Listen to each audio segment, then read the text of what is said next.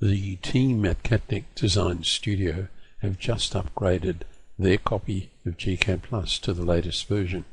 They have a problem with a very cramped text attachment to the leader. If I select that entity and come over here, its content, it is in fact a leader, and clearly the spacing isn't the way we want it. If we select the leader and then go to Organic Bluestone Stepper, you may be able to see that after the entry of steppers we have a \P that forces the leader text to the next line. You could overwrite things and change just the characteristics of that leader by coming in here and changing that to say 0.8, and that will space things out better.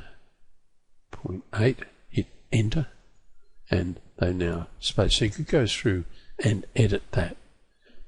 But a better approach is to click in there and just take out that control code, which are no longer needed.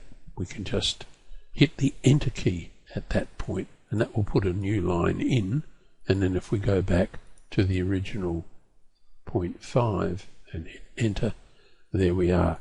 So it's a carryover from earlier versions of gCADPlus. I'll just pan down a little and change my view to white, and even though I'm in model space, you can see what some really nice design work's been done in here. There's the lawn area. You can make that stand out a little better by selecting it and going to color. Color's being controlled by layer at the moment, but we could set it implicitly and just come in here and sort of pick a very faint green color, and then come over to the properties box and say it's filled and it has a border, and I'd set the border color to say something close to 250. We'll try 251. Then we'll go to Tools and Draw Order and send it to the back. Then right click, and there I'll just roll out a little, and there we are. We have a slightly better lawn color. You could, if you're not going to print high resolution and to a scale, you could even take that and change the transparency to say 175.